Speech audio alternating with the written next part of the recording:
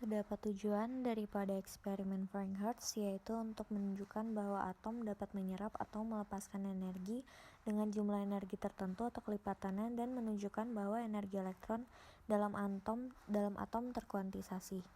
Di sini terdapat pendahuluan. Pada pendahuluan ini pada tahun 1913, Niels Bohr memperbaiki kegagalan atom Rutherford melalui percobaannya tentang spektrum atom hidrogen.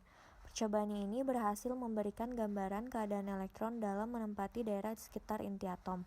Selain itu, Bohr menyatakan bahwa elektron dalam atom berada pada tingkat energi tertentu. Lalu di sini ada Frank Hertz yang melakukan pembuktian adanya kebenaran dari postulat Bohr yang dikemukakan ketika menjelaskan model atom Bohr. Nah, pada percobaan ini membuktikan bahwa semua atom dapat menyerap atau bahkan melepaskan energi. Hal ini menunjukkan bahwa energi elektron dalam atom terkuantisasi. Lalu slide berikutnya dapat skema percobaan atau gambaran fisis yang berada dalam alat percobaan. Di sini terdapat tabung, yang mana tabung ini berisikan air raksa, lalu terdapat sebuah filamen yang merupakan sumber. Selanjutnya dipanaskan atau melalui reaksi termionik. Nah, setelah itu ketika diberi tegangan, maka filamen pada katoda akan mengeluarkan elektron. Lalu elektron tersebut akan dipercepat menggunakan tegangan pemercepat dan elektron akan sampai di dalam tabung. Elektron tersebut akan berinteraksi dengan merkuri. Namun pada percobaan kami menggunakan neon. Karena energi diskrit dan terkuantisasi, maka elektron tersebut akan mencapai anoda.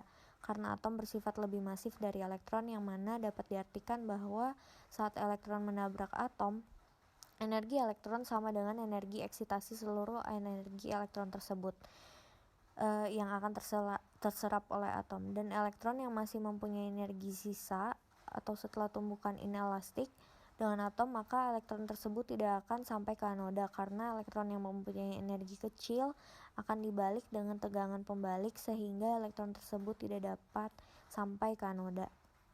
Dan di sini diperlihatkan grafik atau di sini terdapat puncak peak yang mana menunjukkan bahwa energi elektron sama dengan energi eksitasi atom.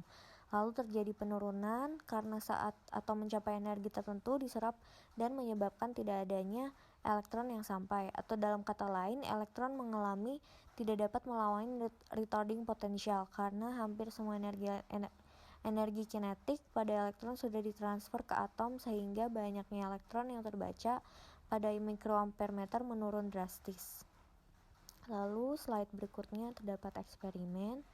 Nah, untuk mencapai tujuan daripada eksperimen Frank Hertz ini adalah dengan menyiapkan tabel pengamatan, lalu setelah itu menyiapkan alat dan bahan, yaitu antara lain satu set Frank Hertz yang digunakan sebagai media terjadinya tumbukan atom dan elektron. Lalu langkah yang pertama dilakukan adalah dengan menyalakan alat Frank Hertz dan menunggu tabung triode panas, kemudian menaikkan tegangan kisi secara perlahan dengan selisih setiap kenaikan itu 2 volt pada rentang 2 sampai 80 volt, dan mengamati arus anoda yang terukur pada mikroampere-meter untuk setiap tegangan kisi. Nah, setelah didapatkan data arus anoda pada mikroampere-meter, kemudian mencatat dan menentukan nilai tegangan kritis atau tegangan pemercepat puncak dari data yang telah diperoleh. Kemudian mematikan alat dan merapikan kembali alat Frank Hertz. Lalu terdapat slide berikutnya yaitu hasil dan pembahasan. Nah, dari percobaan didapatkan hasil nilai tegangan yang berada di rentang 2 sampai 80 volt. Dan untuk setiap nilai tegangan itu menghasilkan arus sebanyak 40 data dari 4 kali percobaan. Dapat diketahui bahwa saat diberi tegangan tinggi, atom dapat menyerap atau melepaskan energi, dan dari situ pula dapat diketahui bahwa hal tersebut menunjukkan energi elektron dalam atom dapat terkuantisasi.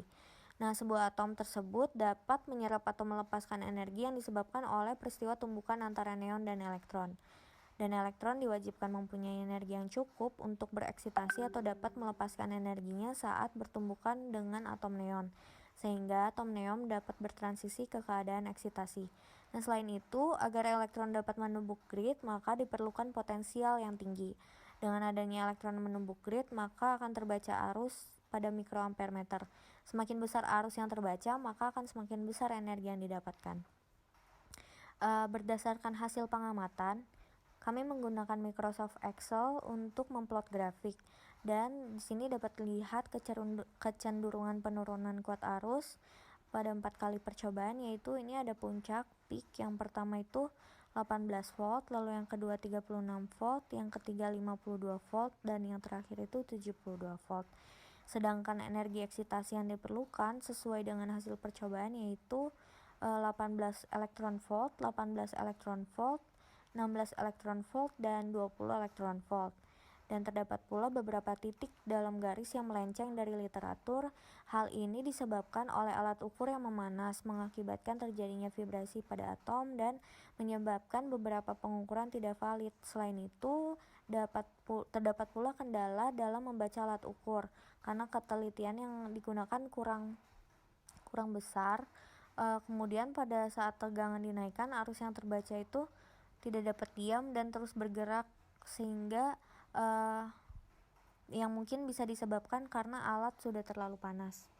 Lalu di slide berikutnya dapatkan kesimpulan bahwa kami dapat mengerti bahwa energi elektron dalam atom terkuantisasi dan dapat menunjukkan bahwa sebuah atom akan menyerap atau melepaskan energi untuk besar tertentu apabila diberi tegangan. Sekian dan terima kasih.